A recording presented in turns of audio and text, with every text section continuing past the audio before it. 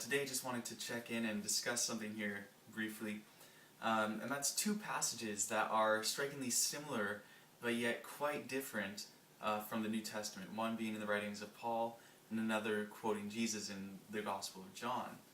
So the first one is in Ephesians chapter 4, verse 14, and here Paul is discussing spiritual gifts and how they're given to, for the perfecting of the saints and to bring unity, etc., etc.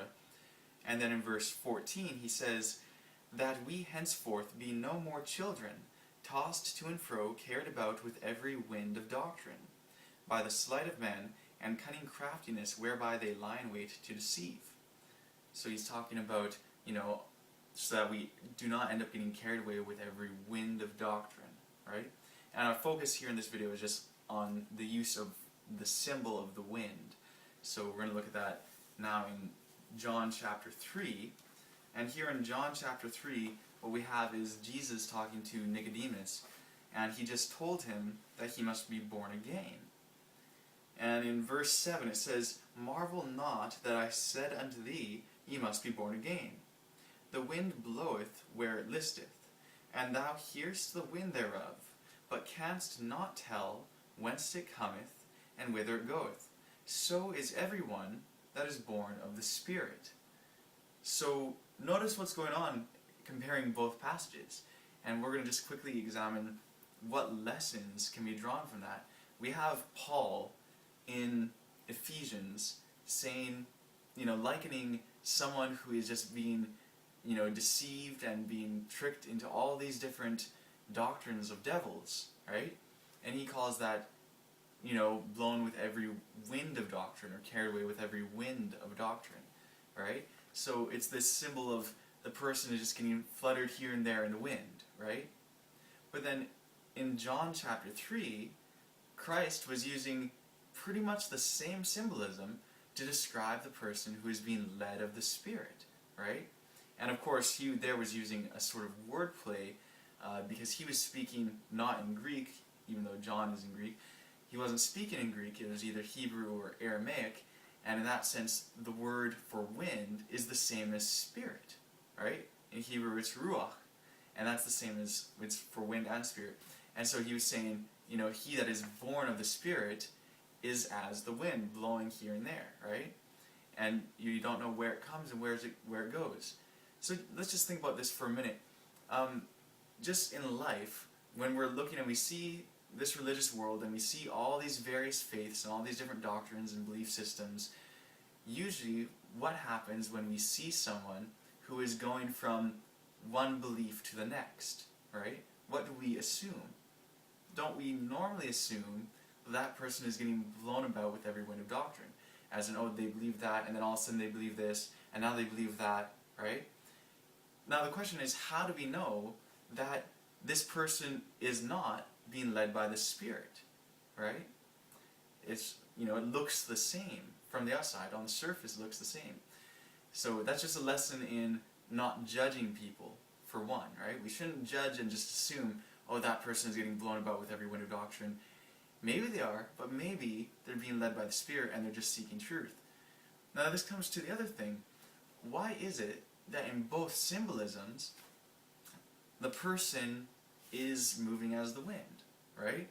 Notice, moving as the wind, right? It's not, Christ didn't say, "He that is born of the Spirit is as a still day," or as a rock sitting in a pond. It's not, he's not using those sorts of symbolism. He's using this moving thing, showing that he that is born of the Spirit is not static, right? So the question is, if you have believed the same thing your whole life, are you really born of the Spirit? Are you being moved about as the wind and by the wind?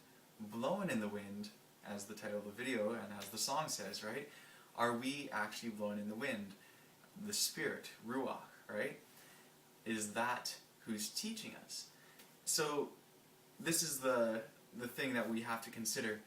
If my beliefs are just keeping me where I am, and that's it, and I'm not moving from that, and I haven't changed any of my beliefs, how is that being led by the Spirit? And the question is, if you haven't changed any of your beliefs, doesn't that imply that you believe that you already have all the truth, or there isn't need for more? You're fine, even if there's more truth, you don't really need it. Is that being led by the Spirit? See, the Proverbs say that the path of the just is as shining light, shining more and more unto the perfect day, right? So if that's the case, and we're led by the Spirit, will not the Spirit be leading us into more truth? And as we learn more truth, will we not be changing our beliefs? And as we learn more truth, we will reveal the things that we think we believe now, or we do believe but we think are correct now, we'll reveal them perhaps not to be correct, some things. And so we'll have to disregard some of those things and move on to what we are learning the truth to be. And in that case, we'd be changing our beliefs and growing in the faith, right?